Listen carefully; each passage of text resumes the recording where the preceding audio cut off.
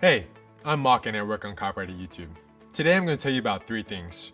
First, I'm going to talk a bit about abusive copyright claims and takedowns, which is when someone who doesn't own the copyright to any content in your video tries to tell us that they do. Then, I'll tell you what YouTube does to protect your videos from bogus claims and takedowns. And last, I'll let you know where your options are if you ever run into a copyright issue that you think is a mistake.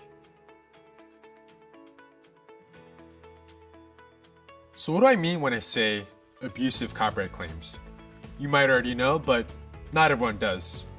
When people use our copyright claiming tools like Content ID or sending a takedown request to claim or take down videos that they don't have the rights to, that's abusive.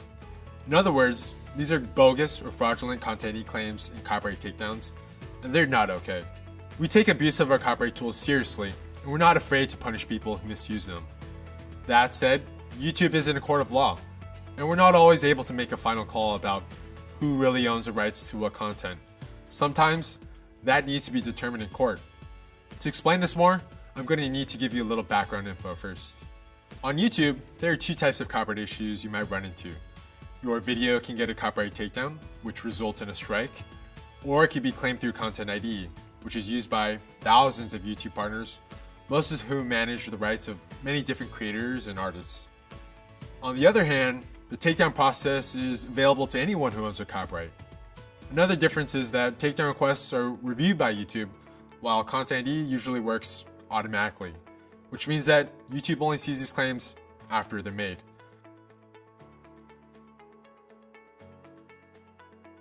Even though these systems work differently, we use similar guidelines to tell if a Content ID claim or a takedown request is suspicious. There are certain patterns that show us very clearly when a copyright issue is bogus. Now, if you're a legitimate copyright owner, don't worry about making a casual mistake, getting labeled as fraudulent or abusive. It's very unlikely, and if we do suspect something, we'll give you a chance to explain what happened before you take any action on your channel. We always try to distinguish between people who are maliciously abusing copyright to block videos they don't like, and people who have made an innocent mistake. Copyright is complicated, and we understand that it can be tricky to manage your rights, so we always try to educate people about how the process works. But we have zero tolerance for bad actors who use copyright as a tool to censor or troll members of the YouTube community. One thing that's important to keep in mind is that for large copyright owners using Content ID, small oversights or mistakes they make can have a huge impact. For example, a record label might provide a wrong title for one of their songs, and that might confuse creators who receive Content ID claims from them. When we see things like this, we follow up with the Content ID partner to make sure they review their claims, fix their issues, and find a way to avoid the same problem going forward. We've helped clear up millions of inappropriate Content ID claims this way. If a copyright owner continues to make this kind of mistake, we may limit their access to Content ID or terminate their partnership with YouTube entirely. We've taken action against hundreds of current and former partners. Overall, we see far more blatant attempts to abuse copyright through the takedown process rather than Content ID. This is because anyone with a YouTube account can access our copyright takedown web form. While the vast majority of takedown requests we receive are legitimate, we still terminate tens of thousands of YouTube channels every year for attempting fraudulent takedowns. Another thing we hear a lot of concern from creators about is fair use. Criticism or commentary of someone's copyrighted work, even without their permission, is often protected by copyright law. But we still see copyright owners use our tools to try to control legitimate reuses of their work. Our team makes a huge effort to catch takedown requests targeting fair use videos before those videos are removed. When we catch these, we take the opportunity to educate the copyright owner about fair use and similar laws around the world. In some cases, we're even able to protect these videos creators against copyright lawsuits. If fair use interests you, you may want to learn more about our Fair Use Protection Initiative. Content ID, however, isn't always able to tell the difference between fair use and copyright infringement. If you wind up with a Content ID claim on a fair use video, you can always dispute the claim. In other words, we know we don't always catch bad Content ID claims or takedowns before they happen, but that doesn't mean you're out of luck.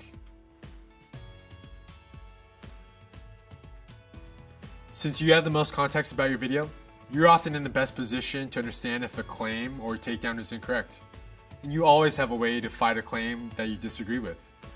The first question you should ask yourself is, Am I dealing with a content ID claim or a copyright takedown? You can find this information on your channel's copyright page. Now, if your video is incorrectly claimed through content ID, you can dispute the claim. You can do that easily from the page where you learn more about your copyright issue. If you get a copyright takedown and it's invalid, then there's a legal process called counter notification. You can find more information about your options for resolving a strike in your email inbox or on your channel's copyright page. Oh, and by the way, there's another legal option we should mention. Under Section 512F of the Digital Millennium Copyright Act, also known as the DMCA, anyone who deliberately files a fraudulent takedown request may be liable for damages. In other words, if your video is removed maliciously, you may be able to sue the person who sent the takedown request. It doesn't happen often, but we thought you should know that. Now, one word of warning. You want to be sure about the reason you're appealing before you take any of these steps. You may not always recognize the company that claimed your video, but that doesn't mean they're not authorized to do so. Copyright owners often hire other companies to manage your rights online. Just because the owner is hard to track down doesn't mean they've abused the copyright system. You may want to reach out to the copyright owner first, or get legal advice if you're not sure about what to do. We hope we've given you a clear idea of how we fight bogus copyright claims. We know it's a big issue for our creator community. Have we answered your questions? Would you like to hear more about anything we discussed today? Let us know in the comments. Thanks for watching.